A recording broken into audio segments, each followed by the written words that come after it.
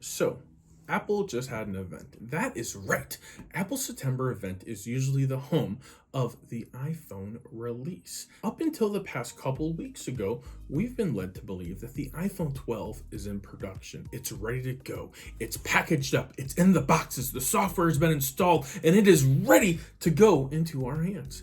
But that is not what happened today. Beginning of the Apple event was Tim Cook coming out saying, we're here today for two products, the Apple Watch and the iPad. There's no iPhone getting announced right now today. And I couldn't believe it. For the first time that I can remember that I've been paying attention, there was not an iPhone announced at the September event to be released in the October event. Or maybe it's the October event and then it's released in November. I don't know. But we were expecting an iPhone today, and I'm sure you were too. Instead of me doing my typical recap video about everything that you can find online, I'm going to go ahead and talk to you today a little bit about why there is no iPhone being released right now today. I think the answer is simple. All you have to do is look around at the world. The condition of countries and governments and World Health Organizations and CDCs and everything else. We want everybody's opinion in our lives to help guide us as to what we do in our everyday lives. Now, Apple, specifically the iPhone, is a multimedia social device. The whole purpose of the iPhone is to interact with people around you, to make communicating, sharing, being together more fluid. It's the only ecosystem that exists to bring people in together, to make them feel special for being part of that ecosystem. So because of that, I feel that the iPhone is not at the peak platform that it needs in order to get the push that it needs to drive those sales. What's causing it? Health concerns, to put it simply. I can't see them delaying it until the end of the year or even into next year, which if they did, it would probably get announced sometime around February or March. However, I still think that the iPhone is going to show itself sometime this year. I think aside from the social aspect, the content creating aspect, Apple is also big in communication and keeping people together. I think right now, more than ever, during the pandemic and this crisis and everything else going on in the world, we need something new, something different, something to help draw us closer together. Now, a couple things that popped out about the iPhone Series 6, and I'm pointing to that. What? This isn't an iPhone, it's an Android. It's an Android. One thing that did pop out, I was taking notes. Let me refer to my notes because I can't remember nothing. It has this oxygen sensor, essentially interpreting the color of your oxygen to determine how much oxygen saturation there is, which will give you your oxygen blood level.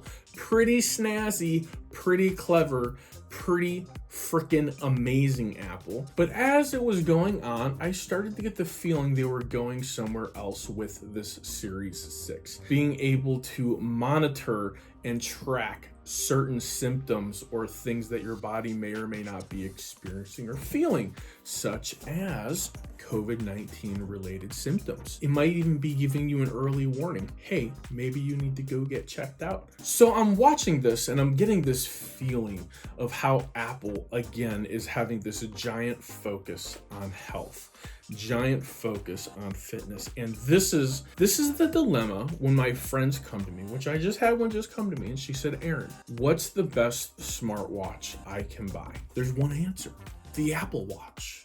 But she's an Android user. You can't take advantage of all the Apple Watch features when using an Android phone. This is the next place I want to go, is why can't Apple make their watch accessible, available, and as optimized as it can be for Android?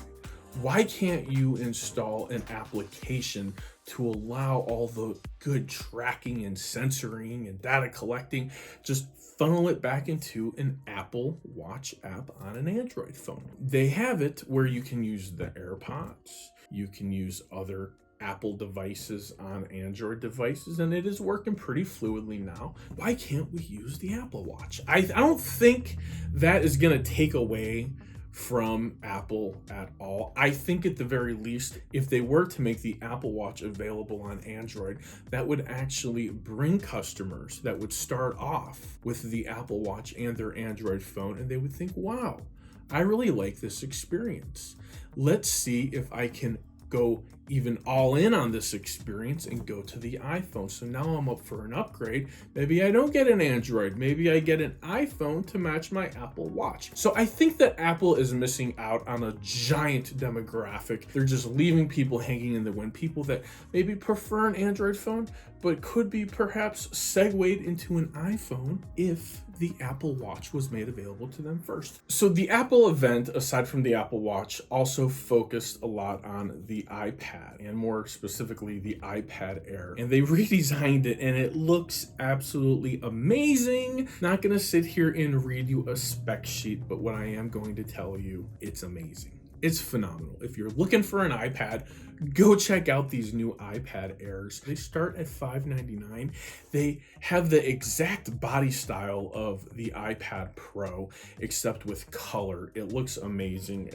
Just go check it out. $600. You really can't beat it. It's a phenomenal deal. Apple, iPad, Apple Watch, no iPhone. What is the world coming to? Get off your butt and go do some exercise. They were all about fitness in this release. Fitness that it always makes me think, Aaron, you can get a little bit more active. And that is what the Apple Watch is designed to do. So I'm not disappointed by this release. I had a little bit of hope that maybe the iPhone was getting released. And the hope was that I've been having several case manufacturer screen protector companies reaching out to me wanting to send samples for me to make videos on. So I was hoping maybe they knew something that I didn't. I can't imagine. I mean, this has a giant trickle-down effect, right? If you think about it, if you're a manufacturer of iPhone products that are specific to the iPhone 12, right? And you go all in to amp up for this release, and then all of a sudden Apple's like, yeah, everybody's ready for the release, but we've decided